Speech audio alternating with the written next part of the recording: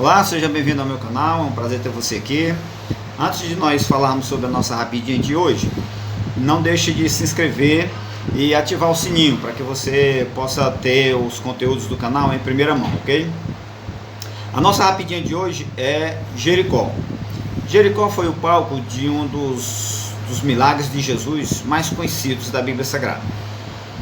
Quem nunca ouviu falar em Bartimeu, o cego de Jericó, né? Jesus, filho de Davi, tem misericórdia de mim. Pois bem, mas vamos falar sobre Bartimeu antes de nós falarmos diretamente sobre Jericó. Porque uma coisa interessante é que Mateus diz que eram 2 cegos que Jesus curou.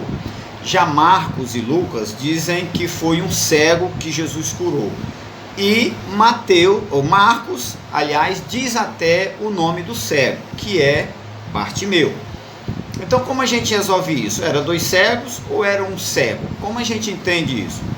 Muito simples, presta atenção. Mateus, ele deu a história de um modo geral, de um modo completo, por alto. Marcos, ele talvez tivesse alguém conhecido na cidade de Jericó, um parente, ou até mesmo Marcos tivesse morado na cidade de Jericó. Então ele sabia detalhes que Mateus não sabia. E Lucas, quando foi escrever o seu evangelho, ele pesquisou, ele procurou, ele se informou.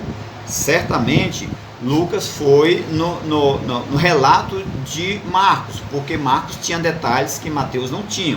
Então Lucas escreveu no mesmo sentido que Marcos escreveu, falando de um cego só. Mas afinal de contas, aonde tem 2, tem 1, não esqueça disso, ok? Então isso aí é fácil de se explicar. Mateus escreveu a história de uma forma geral, falando no milagre como um todo, que foram de fato 2 cegos, mas Marcos e Lucas, por ter mais detalhes, falou especificamente de Bartimeu, ok? Jericó é muito interessante também sobre a questão da cidade, porque Mateus fala que Jesus estava saindo da cidade. Já Marcos e Lucas falam que ele estava entrando na cidade. E como a gente pode entender isso? Jesus estava entrando ou Jesus estava saindo da cidade? Para a gente compreender isso, a gente precisa voltar um pouco na história. Jericó é a cidade mais antiga construída e ainda hoje habitada na história da humanidade. Ela é a cidade mais antiga a ser conhecida. Na época da conquista da terra prometida pelo povo de Israel, que estava saindo do Egito, tinha saído do Egito, eles acabaram de atravessar o Jordão e a primeira cidade que eles defrontaram já na terra de Canaã foi a cidade de Jericó, que naquela época já era uma cidade rica, uma cidade famosa. Jericó já tinha uma muralha muito fortificada. Inclusive, é uma coisa muito interessante que o relato bíblico sobre a conquista de Jericó, ela mostra para nós que aquelas muralhas poderosas, elas foram enterradas no chão. Elas não tombaram como normalmente se pensa. Elas foram enterradas no chão para que o exército de Israel conquistasse a cidade.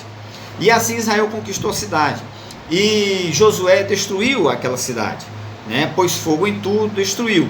E fez o povo de Israel jurar, né, que não reconstruiria mais aquela cidade, sob a pena de, se alguém tentasse construir ela, ao lançar os fundamentos da cidade, essa pessoa perderia o seu filho caçula, o seu filho mais novo. E ao colocar as portas da cidade, aquela pessoa perderia o seu filho mais velho, o seu primogênito. Pois bem, anos depois, já com a nação de Israel estabelecida, já tinha rei na terra e tudo, um homem chamado Hiel, que era da cidade de Betel, resolveu por conta própria construir aquela cidade.